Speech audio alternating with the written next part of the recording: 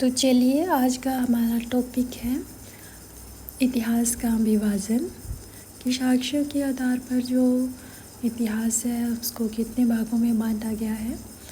तो उसको बांटा गया है प्रागैतिहासिक काल, प्री हिस्ट्री, आदि ऐतिहासिक काल, प्रोटो हिस्ट्री एवं इतिहास हिस्ट्री। 3 भागों में इनका जो है विभाजन किया गया है।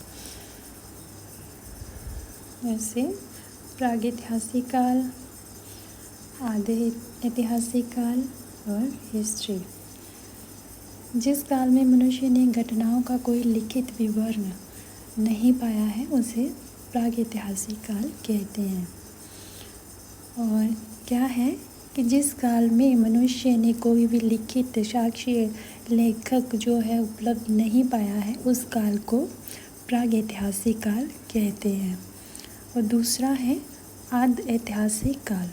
उस काल को कहते हैं जिस काल में लेखन कला के प्रचलन के बाद जो लेख प्राप्त हुए हैं लेकिन उन्हें पढ़ा नहीं जा सका है, उनकी लिपि को आज तक पढ़ा नहीं जा सका है, उसको आदि ऐतिहासिक काल कहते हैं। लेखन तो प्राप्त हुए हैं लेकिन उन्हें पढ़ा नहीं गया है। और जो है तीसरा है इतिहास। इतिहास उस काल को कहते हैं जिसका हमें लिखित विवरण उपलब्ध हुआ है और उसे पढ़ा भी जा सकता है, उसे इतिहास कहते हैं। जैसे हमारे वेद हैं उनको पढ़ा गया है, हमारे जो राजा महाराजा हैं जो हमें जिनके बारे में जानकारी मिली है, हमारे ग्रंथ हैं, हमारे जो भी कुछ है हमारा प्राचीन साक्ष्य, भागवत गीता वगैरह, तो ये सब इतिहास के अंतर्गत आते हैं जो लेखन पढ़े जा सके हैं, उनको इतिहास कहते हैं। तो इतिहास का विभाजन जो है 3 भागों में किया गया है, प्रागैतिहासिक काल, आदि ऐतिहासिक काल एवं इतिहास। जो प्रागैतिहासिक काल है उसमें आता है हमारा पाषाण काल।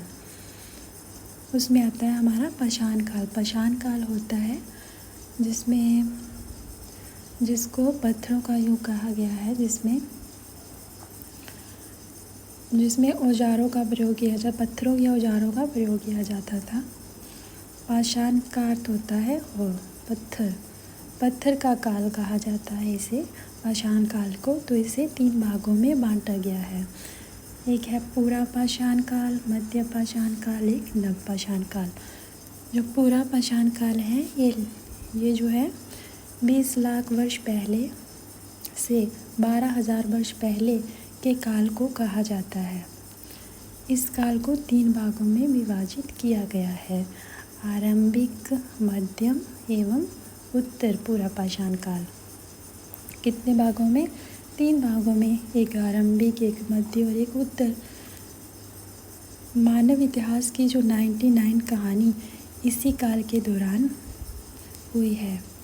जो मानव इतिहास की लगभग जितनी भी घटनाएं हैं पुरानी से पुरानी वो इसी में मिलती है हमें, पूरा पाषाण काल में। और अगला है मध्य पाषाण काल। जिस काल में हमें पर्यावरणीय बदलाव मिलते हैं उसे मध्य पाषाण काल कहते हैं। इस काल का जो लगभग 12,000 वर्ष पहले से लेकर 10,000 वर्ष पहले तक माना जा सकता है। इसका काल लगभग जो है 12,000 वर्ष पहले से लेकर 10,000 वर्ष पहले तक माना जा सकता है। इस काल के पाषाण जो औजार है आमतौर पर वह छोटे होते थे। जो पत्थरों के औजार होते थे वो आमतौर पर छोटे होते थे। इन्हें जो है माइक्रोलिथ का यानी लघु पाषाण काल कहा जाता है। किसे कहा जाता है लघु पाषाण काल? लघु पाषाण काल कहा जाता है मध्य पाषाण काल को, क्योंकि इसमें पत्थरों को जो नुकीला तोड़कर छोटे छोटे उपकरणों के रूप में, हथियारों के रूप में प्रयोग किया जाता था।